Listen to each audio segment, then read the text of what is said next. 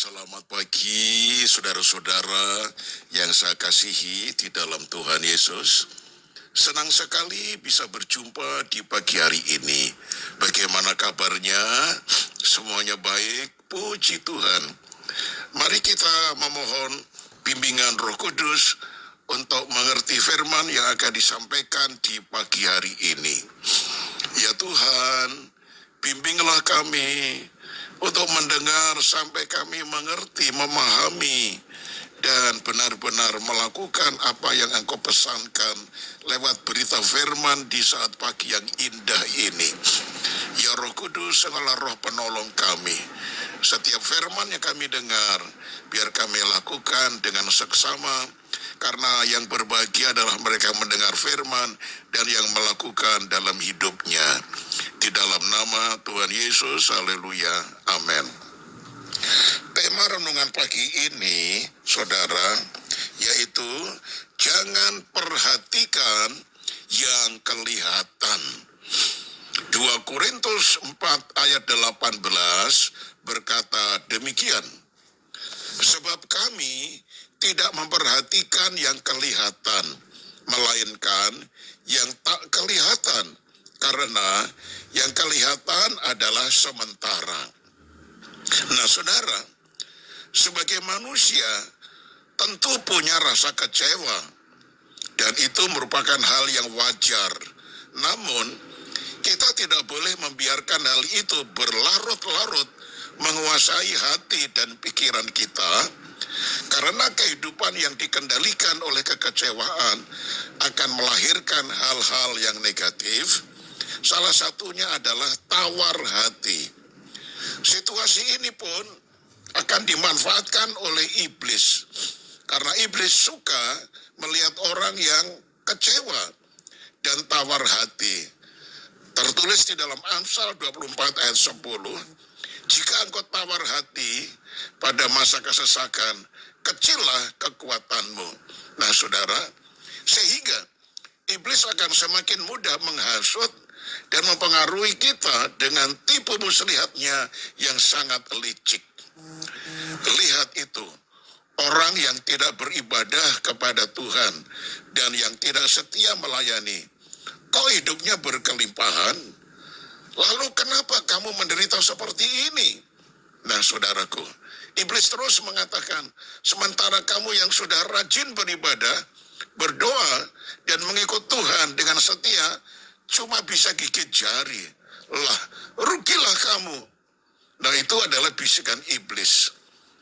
Daud mengingatkan, jangan marah karena orang yang berbuat jahat, jangan iri hati kepada orang yang berbuat curang. Mazmur 37 ayat 1 dan 2. Jadi saudaraku yang kekasih, seruan iblis ini akan menjadikan kita bisa marah, mempunyai suatu tensi yang sangat tinggi dan sangat tersinggung, dan kita tidak bisa berbaur dengan orang-orang yang lain, kita menyendiri.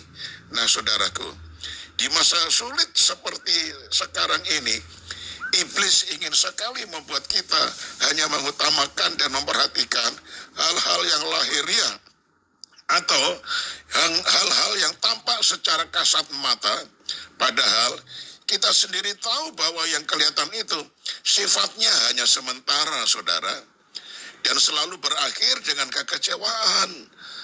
Tetapi kita tetap saja termakan oleh provokasi hasutan iblis. Berbicara tentang kekecewaan, seharusnya Tuhan Yesus yang layak kecewa. Coba bayangkan, orang yang mengkhianati dan menyerahkan dia bukanlah orang asing, bukan orang jauh, dan juga bukanlah musuh. Justru yang mengkhianati dan menyerahkan dia adalah Yudas Iskariot, salah seorang muridnya sendiri, murid yang dikasihi oleh Tuhan Yesus. Kok bisa begitu? Nah saudaraku, sungguh apa yang tampak mata seringkali membuat kita kecewa berat, lalu tawar hati. Supaya kita tidak mudah kecewa, jangan sekali-kali berharap dan mengandalkan manusia. Sebaliknya, andalkanlah Tuhan dalam segala perkara dan tetap nanti-nantikan Dia, sebab Semua orang yang menantikan Tuhan tidak akan mendapat malu. Mazmur 25 ayat 3. Saya tutup dengan kalimat ini, saudara. Kita tidak akan mudah kecewa bila kita hidup karena percaya, bukan karena melihat. Amin. Tuhan Yesus memberkati. Mari kita satu di dalam doa. Ya Tuhan, ajar kami tidak memperhatikan yang kelihatan, tetapi yang tidak kelihatan.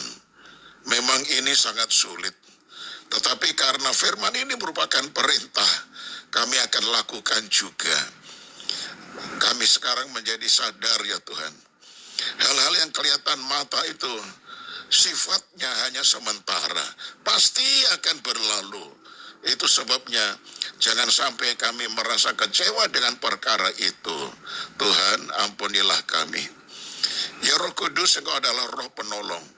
Tolonglah kami ketika kami menghadapi sesuatu yang tidak sesuai dengan harapan kami.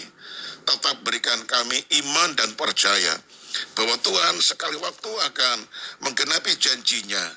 Sesungguhnya waktu Tuhan itu adalah waktu yang sangat indah. Terima kasih Tuhan. Ajar kami dengan rendah hati, menanti-nantikan dan berharap kepada Engkau saja, sehingga kami tidak akan kecewa, karena kami seringkali berharap kepada manusia yang banyak mengecewakan kami. Terima kasih banyak Bapak. Urusan kami, bisnis kami, usaha kami sepanjang hari ini, kami serahkan di dalam anugerah-Mu. Tuhan buka jalan dan berkati kami. Segala hal-hal yang menghambat usaha kami, mari Tuhan, Engkau akan tiadakan supaya jalan kami lurus dan kami boleh melihat kemuliaan-Mu di dalam usaha dan pekerjaan kami, dan akhirnya kami mendapatkan berkat Tuhan. Anak-anak kami semuanya Tuhan jaga, lindungi, pelihara, supaya mereka diberikan roh kerendahan hati, ketaatan, kasih kepada sesama, lebih-lebih kasih kepada Tuhan. Segala hormat dan pujian kami naikkan kepadamu. Di dalam nama Tuhan Yesus Kristus kami alaskan doa ini. Haleluya. Amin. Shalom saudaraku. Saya berjumpa esok hari dan tetap semangat. Haleluya. Amin.